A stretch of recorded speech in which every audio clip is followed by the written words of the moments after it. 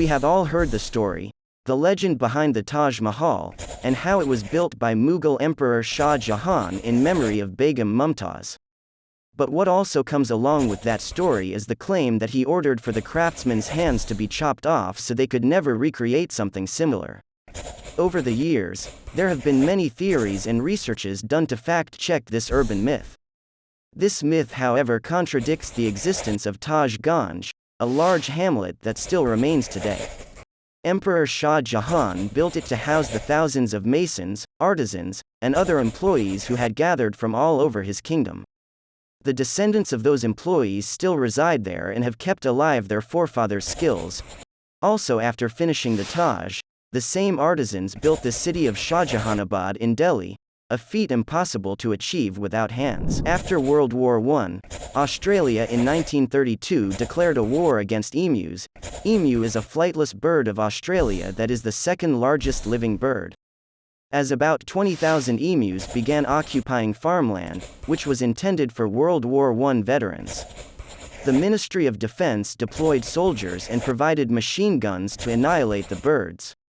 Only about 1,000 emus were killed, and when the Great Emu War was discussed in the parliament, a representative stated that emus won the war. The birds remain plentiful in the areas outside of Perth to this day.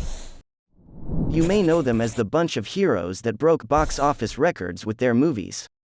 But the Avengers was also a group of Jewish assassins who hunted Nazi war criminals after World War II. Nakam, Hebrew for revenge, was a paramilitary organization of about 50 Holocaust survivors who, after 1945, sought genocidal revenge for the murder of 6 million Jews during the Holocaust. Led by Abba Kovner, the group sought to kill 6 million German people in a form of indiscriminate revenge, a nation for a nation. Although their plan ultimately failed, they managed to poison 2,283 German prisoners of war. Cleopatra wasn't actually Egyptian. As far as historians can tell, Egypt's famous femme fatale was actually Greek. She was a descendant of Alexander the Great's Macedonian general Ptolemy. When Alexander died in 323 BC, Ptolemy took advantage of the infighting among his generals to gain control of Egypt, which Alexander had conquered from the Persians. Cleopatra was Egyptian insofar as she spoke Egyptian. She was born in Egypt and ruled Egypt. She was just not the same ethnicity as most of her subjects.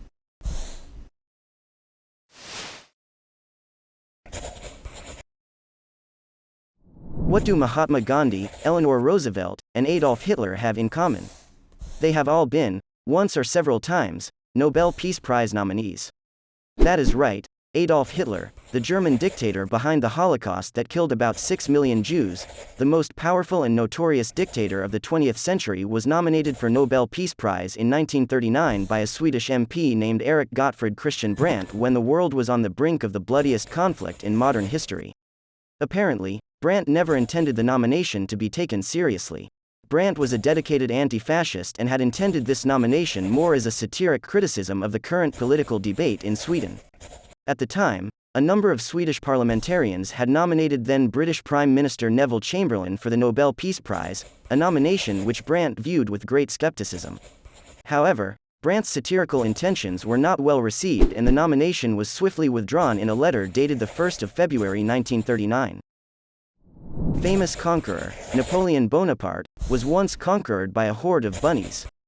To celebrate the end of war between the French Empire and Imperial Russia, Bonaparte had requested that a rabbit hunt be arranged for himself and his men.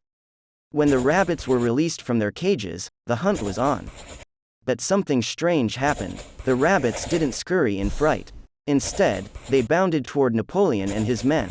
Hundreds of fuzzy bunnies gunned it for the world's most powerful man. Napoleon's party had a good laugh at first. But as the bunnies charged toward Bonaparte and his men in an unstoppable onslaught, Napoleon retreated, fleeing to his carriage. But it didn't stop. According to historian David Chandler, with a finer understanding of Napoleonic strategy than most of his generals, the rabbit horde divided into two wings and poured around the flanks of the party and headed for the imperial coach.